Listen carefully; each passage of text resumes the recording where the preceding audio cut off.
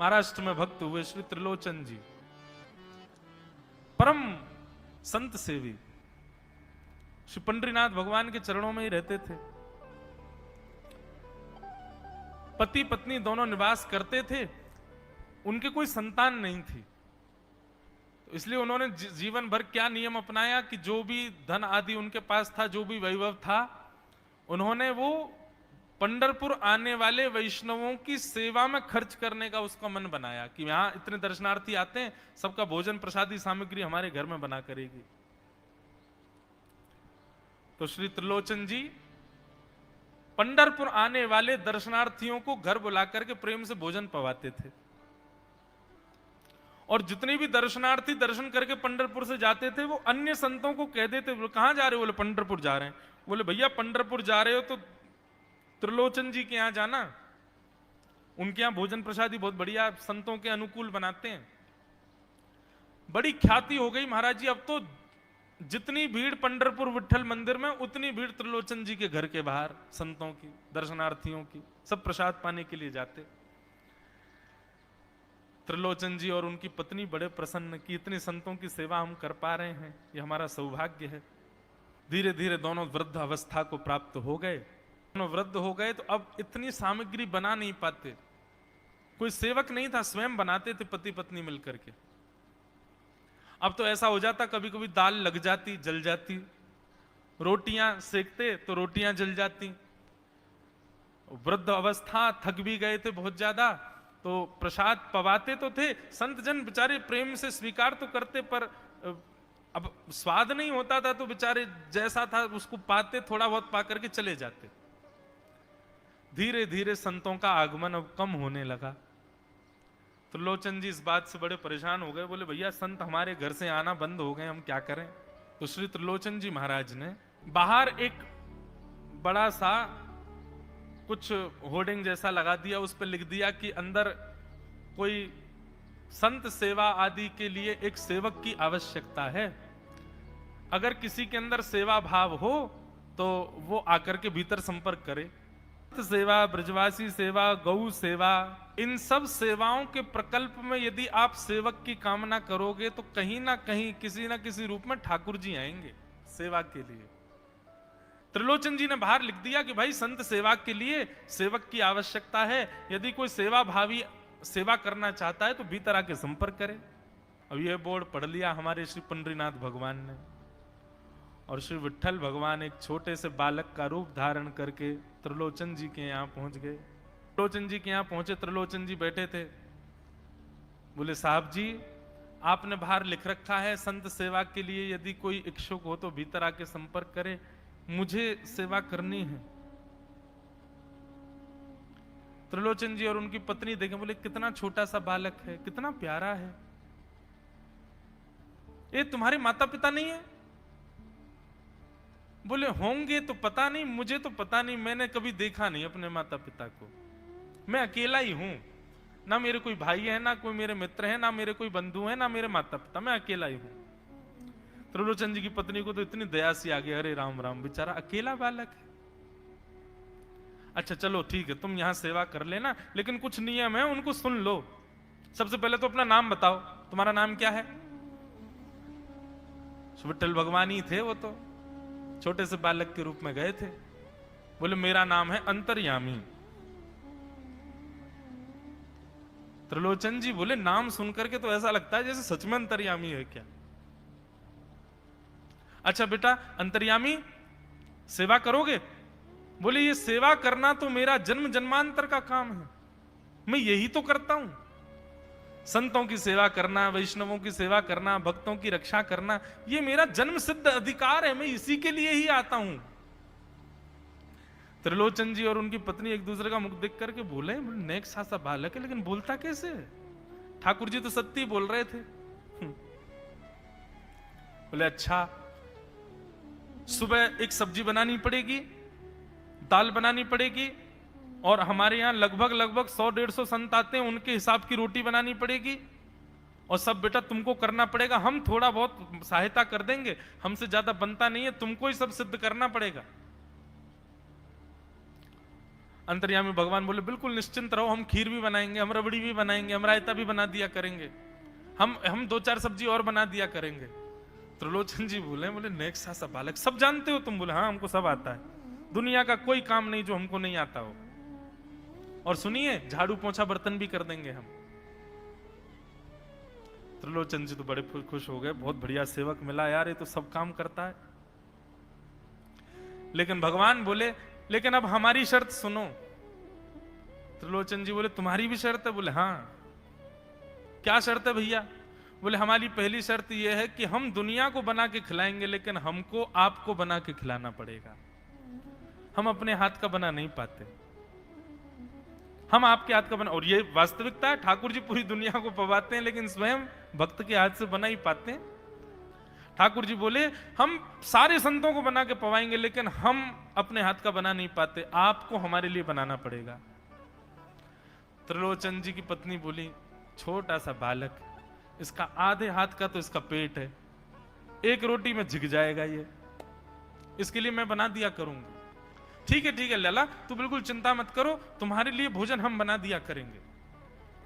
हमारी एक शर्त और सुन लीजिए। बोले क्या?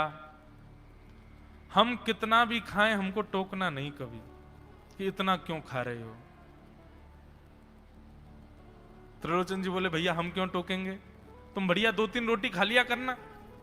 बोले 2-3 रोटी तो हमारी दाढ़ में छुप जाती है कहीं पर, हम तो प्रेम से पाते हैं। बस आप लोग ये नियम याद रखना, आप कभी ये मत कहना कि इतना क्यों खा रहे हो। और सुनिए एक बात, अगर हमारे सामने कही तो अपराध बनेगा ही, आपका नियम टूटेगा ही। किसी और से जाकर के यदि आपने कह दिया कि बहुत खाता है, क्या बताएं, तो हम उसी दिन अंतर ध्यान हो जाएंगे, उसी दिन आपका घर छोड़ के चले जाएंगे, फिर ढूंढते रहना सेवक। त्रिलोचन जी बोले हम क्यों कहेंगे भैया, हम तो कभी नहीं कहेंगे, हम दोनों तुमको वचन देते हैं, तुम प्रेम से रहो, सबका सेवा करो, हम कभी नहीं कहेंगे कि इतना खाता है। भगवान बोले तो ठीक है, फिर कल से सेवा शुरू। अगले दिन महाराज त्रिलोचन जी और पत्नी उठे सुबह ब्रह्म मुहूर्त में, देखा तो महाराज भीतर ही ठाकुर जी बढ़िया अपनी कमर कस करके, सिर पर ढांटा बांध करके, मुंह पर कपड़ा लगा करके और कढ़ाई में लिए चला रहे हैं, बना रहे हैं दाल। एक हाथ से दाल बना रहे हैं, फिर दौड़ के जाते हैं दूसरी कढ़ाई पे, वहां पर खीर बना रहे हैं, फिर कहीं जाते हैं वहां पूड़ी उछाल उछाल करके धर रहे हैं। त्रिलोचन जी और उनकी पत्नी देख रहे खड़े खड़े, अकेले ठाकुर जी सब बना रहे हैं, नेक्स्ट सा बालक। 8 बजे से संतों की जमात आनी प्रारंभ हो गई, सुबह के समय हो गया। महाराज अकेले ही पत्तल लेकर के दौड़ते हैं, सारे संतों को पत्तल बांट आते हैं, फिर अकेले ही सामग्री लेकर के जाते हैं और लेकर के सबको बांटते हैं। त्रिलोचन जी कोई सामग्री लेके जाए तो ठाकुर जी बीच में ही आ जाते हैं, बाबूजी आप जाके बैठो, मैं बांट रहा हूं ना, आप उठ के मत आओ, आप उठ के आओगे सब फैल जाएगा, मैं कर रहा हूं ना सब। अकेले ठाकुर जी, अकेले अंतर्यामी भगवान सब कर रहे थे। और त्रिलोचन जी और उनकी पत्नी बड़े प्रसन्न, जय हो विठोबा, तेने तो भैया ऐसा लगे साक्षात तुम ही आ गए हो, कितनी कृपा हो रही है, देखो कैसा सेवक मिला है। हमें भली संतान नहीं दी ठाकुर जी ने, लेकिन ऐसा सेवक दिया है जिससे परिपूर्ण आनंद हो गया है। संतों की भोजन प्रसादी हुई, महाराज खूब प्रेम से सब संतों को पवाया, संत भी सब वाहवाही करके गए, बोले वाह त्रिलोचन जी आपके यहां खूब बार पाया, लेकिन आज जैसा प्रसादी हमने कभी नहीं पाई। त्रिलोचन जी बड़े प्रसन्न। सब संत चले गए, भगवान तुरंत पोंछा लिया है, पूरे फर्श को मार्जन कर दिया, सब बिल्कुल सारी दरी वरी समेट करके रख दी, सब पत्तल आदि सबको व्यवस्थित कराए, सारे बर्तन मांज करके धर दिए, सब बिल्कुल व्यवस्थित करके, और आकर के ठाकुर जी सामने बैठ गए। मैया अब सेवा हमारी तो पूर्ण हो गई, अब हमारी पेट पूजा करो, अब आप लगो रसोई में, हमारे लिए बनाओ। वो तो इतने भाव में आ गए, अरे मेरे लाला मैं अभी बना के लाती हूं। सुंदर सुंदर सब्जी बनाई, सुंदर रोटी बनाई, सुंदर खीर बनाई, थोड़ी थोड़ी एक एक दोना, 2-2 दोना मान लो सब्जी बनाई, 2-2 दोना खीर बना दी, 10-5 पूड़ी बना दी, ठाकुर जी की बढ़िया थाली लगाई, थाली लगा करके सामने धर दी। अंतर्यामी भगवान बैठ गए, प्रेम से पाने लगे, पाते जाए महाराज, वो तो खाते जाए, खीर उठा करके पी जाए, सब्जी उठा के पी जाए, और लाओ मैया भूख लगी है जल्दी लाओ, 10 की 10 पूड़ी एक बार में चट, और लेकर के आई बेचारी, देती गई, 10 की पूड़ी और धरवा ली, फिर उनको भी पा गए।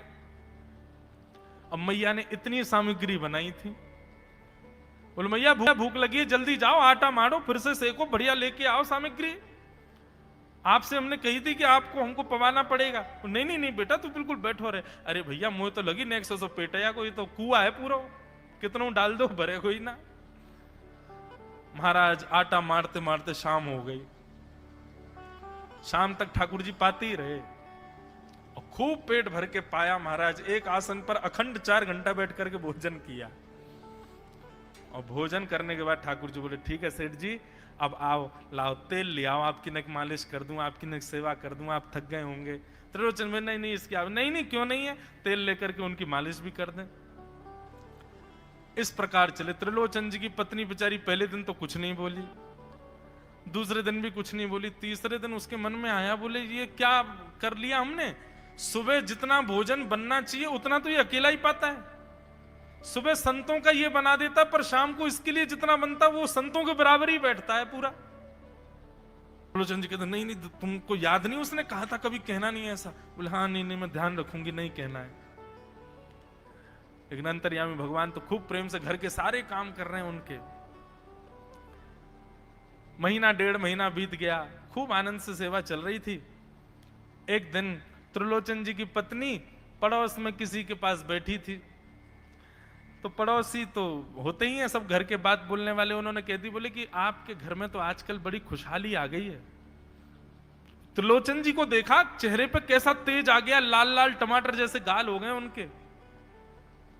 बोले अरे वो आया है ना अंतर्यामी सेवक हमारा, बहुत सेवा करता है, प्रसादी वगैरह सब वही बनाता है, फिर मालिश करता है उनकी, बढ़िया बढ़िया उनके लिए जूस निकालता है, बढ़िया उनको सब भोजन पानी पवाता है, इसलिए इस वजह से त्रिलोचन जी बढ़िया। वो त्रिलोचन जी तो बढ़िया हो गए, तुम सूख गई हो, तुम इतनी पतली दुबली क्यों हो गई, मेरा दुख कौन जाने। वो सबकी सेवा करता है पर अपनी सेवा मुझसे करवाता है। अरे छोटा सा तो है, ऐसे मटक मटक के जाता है, हम तो उसको देखने के लिए खड़े रहते बाहर, कैसे बढ़िया लगता है। कई लोग तो देखने ही आते हैं उसको कि कैसे सब्जी परोस रहा है, कैसे पूड़ी परोस रहा है, कितना सुंदर लगता है। छोटा सा तो है, उसकी क्या सेवा करनी पड़ती है। अरे बहन तुम क्या जानो, 2, 4, 5, 10 किलो आटे की कब कब में रोटियां पूड़ियां खा जाता है चपेट करके, कोई पता नहीं चलती, पेट है कुआ है समुद्र क्या है पता नहीं चलता है, इतना खाता है इतना खाता है इतना खाता है। 4 घंटे की समाधि पर बैठता है एक साथ, थाली नहीं थाल लगाना पड़ता है उसके लिए, इतना खाता है। जैसे ही कहा इतना खाता है, ठाकुर जी अंतर ध्यान हो गए। शाम का समय, त्रिलोचन जी रोज शाम होते ही बैठते थे, थोड़ी देर कुछ चर्चा आदि करते थे भक्तों की। त्रिलोचन जी ने बुलाया, अंतर्यामी, ओ बेटा अंतर्यामी कहां हो, जल्दी आओ, चलो शाम हो गई है, थोड़ी देर बैठें, कुछ सत्संग करें, कीर्तन करें। अंतर्यामी नहीं आए, पूरे घर में खोज लिया, ठाकुर जी नहीं मिले, रसोई घर में खोज लिया, ठाकुर जी नहीं मिले, पड़ोसियों से पूछ लिया नहीं मिले, सब्जी मंडी देख आए, ठाकुर जी नहीं मिले, पूरा पंढरपुर देख लिया लेकिन ठाकुर जी नहीं मिले। त्रिलोचन जी बड़े उदास हो गए, पत्नी से कहने लगे पता नहीं कहां चला गया, कहां गया होगा पता नहीं। देवी तुमने उससे ये तो नहीं कह दिया था कि इतना क्यों खाते। बोले नहीं नहीं मैं तो कान पकड़ती हूं, मैं कभी नहीं कहती उससे। बोले किसी और से तो नहीं कहा था ना तुमने, क्योंकि उसने वचन दिया था ऐसा कहोगे तो मैं चला जाऊंगा। बोले हाँ आज एक गलती हो गई, पड़ोसी के पास बैठी थी, उससे बात करते करते मेरे मुख से गलती से निकल गया कि अरे उसके लिए तो बहुत बनाना पड़ता है, 10 किलो आटा खा जाता है, इतना खाता है, तो निकल गया था। समझ गए? बोले ओहो इसीलिए चला गया, उसको पता चल गया कि तुमने कह दिया है तभी चला गया है। त्रिलोचन जी और उनकी पत्नी दोनों श्री पंडरीनाथ भगवान मंदिर के देहली पर जाकर के बैठ गए। जाकर के ठाकुर जी के आगे हाथ फैला करके कहने लगे, बोले नाथ, हे पंडरीनाथ, आपने हमको संतान नहीं दी, पुत्र नहीं दिया, पुत्री नहीं दी जीवन में, हमने कभी उसकी अपेक्षा नहीं की, हमने कभी आपसे शिकायत नहीं की कि हमको संतान क्यों नहीं दी है।